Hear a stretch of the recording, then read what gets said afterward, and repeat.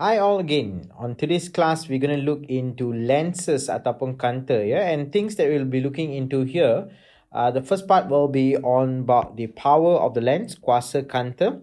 Then we'll move into the two types of lenses, which is the convex lens, kanta cembung, dan juga kanta cekung, yeah, concave lens. So we're going to look onto three concepts here for the next 2 days before we move further with instruments that relates using of a lens here. So first of all, let's look on the power ataupun kuasa yang bertindak terhadap sesuatu kanta, ya. So the formula that relates to power ataupun kuasa, ya, is equals to power of a lens is equals to 1 over focal length. Okay. Di mana kuasa ditakrifkan sebagai salingan bagi panjang fokus.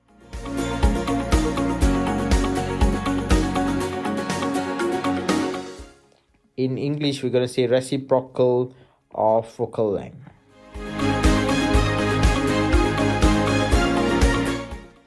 And this power here, the unit that we use here to measure the power here, the unit going to be diopter. Okay, diopter ataupun symbol yang kita akan gunakan adalah D. Ya. D is a symbol that used to measure the power here. Now, always remember when you're using this formula, the focal point here must be in a unit of a meter. Yeah, this one must be in a unit of a meter. It cannot be in any other units. It has to be converted into a form of a meter here now. The next thing, what are the factors that affects the strength or the power of a lens? Okay, so to look on that, let me go through what are the factors that affect the power of a lens. The first one, the factor that affects the power of a lens is the thickness. Yeah, thickness. A thicker thickness is one of the factor. Thickness is one of the factor that affects the power of a lens, and again thickness will also affect the focal length. Yeah, focal length will be also affecting the power here. So to summarize everything here, to summarize this whole thing here, what I can say about it, okay, if a lens has a high power, apabila sesuatu kanta mempunyai kuasa yang tinggi, maksudnya ketebalan dia, thickness dia adalah lebih tebal. It is more thicker. And due to a high thickness or thicker lens here, what gonna happen here, the F value, okay, the F value will be smaller, or the focal length will be shorter. Okay, so let's wrap up back again. The formula that relates to power is 1 over F, where the F here is the focal length. Kalau ditanya definasi, in Malay we say salingan panjang fokus, or in English we say reciprocal of focal length. And the unit used to measure the power is diopter. Yeah? That's the unit used to measure the power. And always remember, the focal length unit here must be in meter. Yeah? Jangan lupa tu. Okay, next factors that affect the power of a lens is the thickness. So when you see a very thick lens, the thicker the lens that you're wearing, example, your spec that you're wearing, if you have a thicker lens, means the power is higher. The higher the power, that means what's going to happen, the shorter the focal length.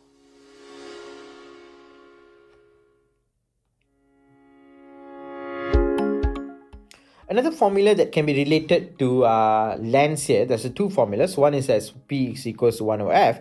Another formula going to be 1 over F is equals to 1 over U plus 1 over V. Okay, where you guys by now would have known what is the U and the V stands for. U adalah jarak objek, object distance. Okay, object distance. And where else, the V here is the image distance. Yeah, image distance. So F, as all of you know, is the focal length, which I'm not going to write down here.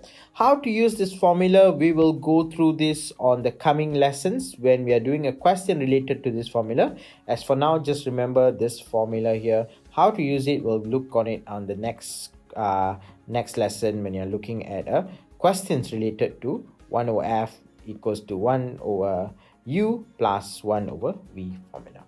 Okay, now Let's move further. Now we're going to move into convex lens. So again, as what you have learned in a mirror, we had two different mirrors, convex and concave lens.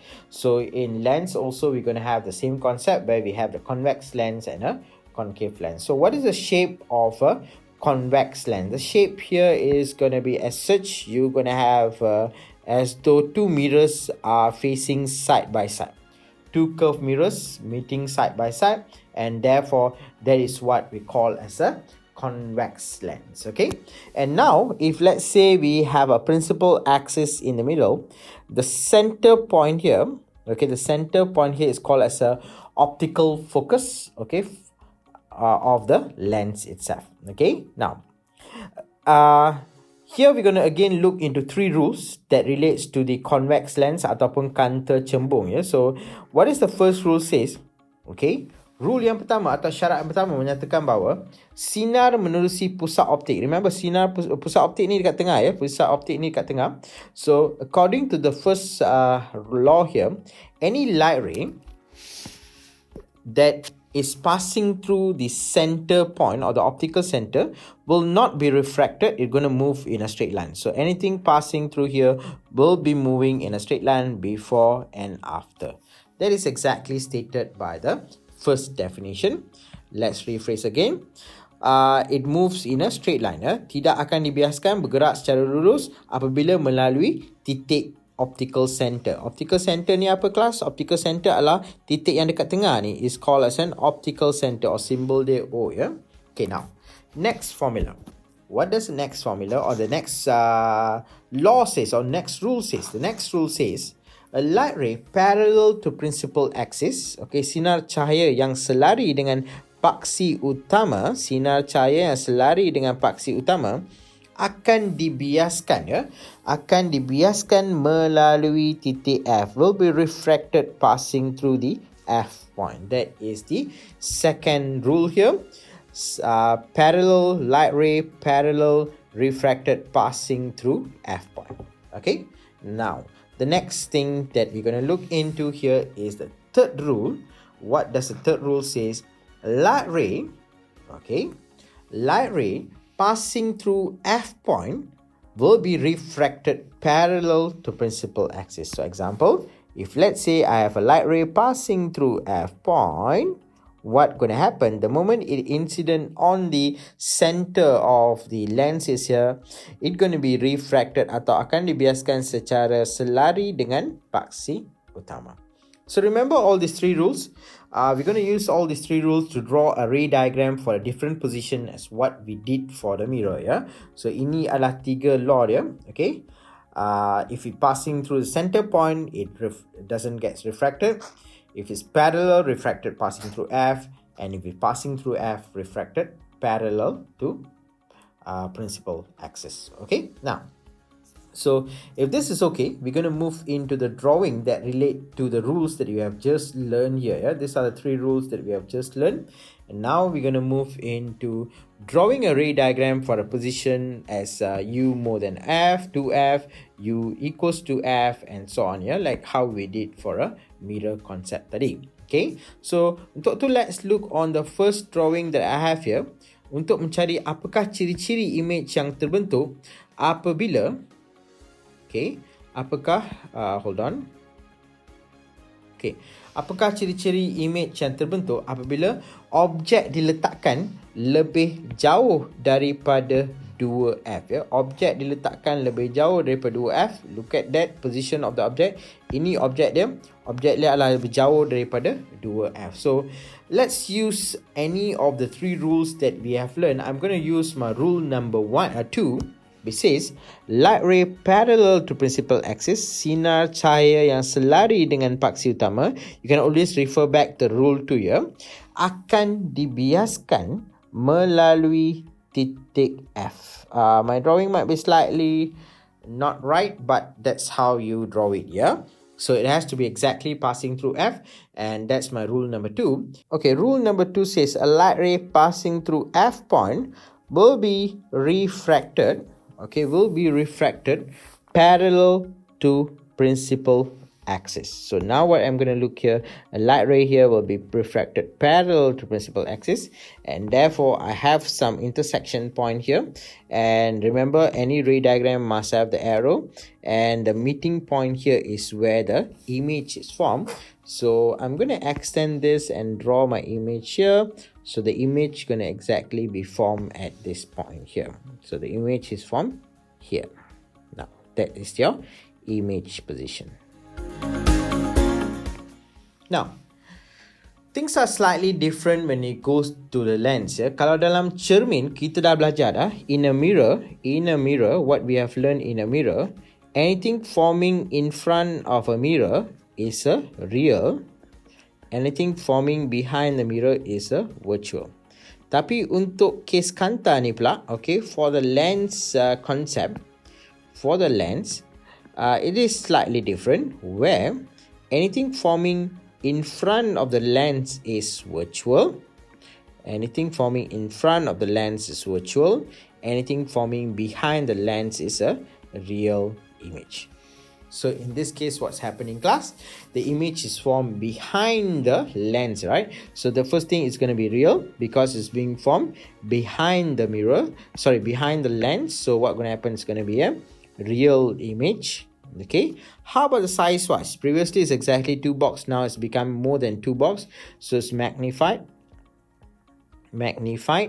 And the last one here, it's going to be also inverted. If you look here, the arrow have changed position. Yeah? Previously facing up, now the arrow is facing down, so it's also going to be inverted. So that will be the 3 characteristics of the image formed by the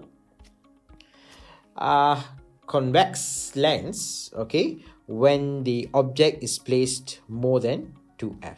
Okay, so we're going to go back to the top here and write down all the characteristics. Real, magnified, and also it is inverted. Now let's draw the next drawing. The next drawing is where u is equals to 2f. If you look here, the object is exactly placed at a 2f. So I'm still going to use the rule number 2 and rule number 3. There's no harm in using rule number 1 if you want to, but I'm just going to go with the rule number 2. Sinar cahaya yang selari dengan paksi utama akan dibiaskan melalui titik F. Okay, that's the first thing. Remember the arrow before and after, ya. Sebelum pembiasan dan selepas pembiasan kita kena ada arrow. And the second rule says a light ray parallel to principal axis. Sorry, the third rule says a light ray passing through F point. A light ray passing through F point will be, okay,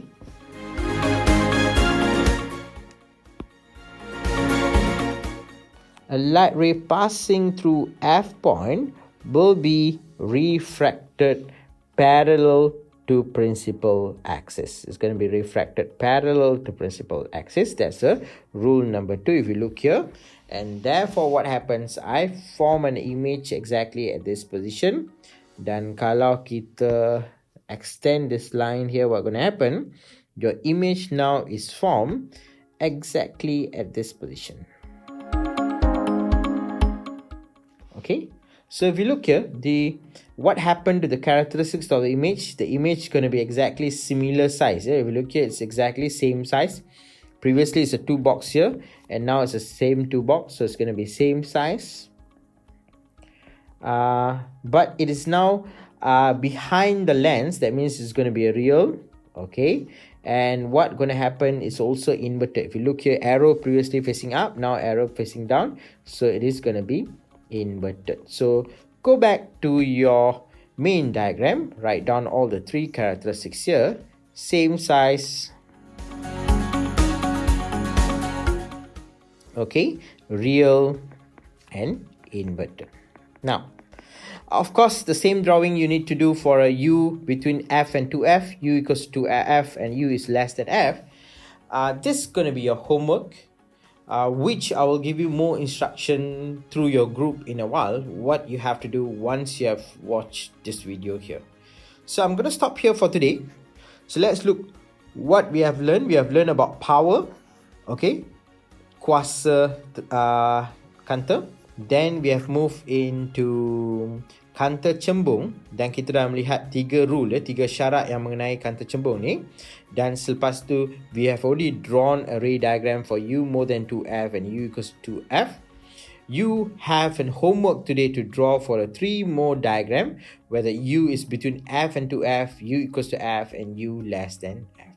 So finish up your homework and I will see you all tomorrow. See you.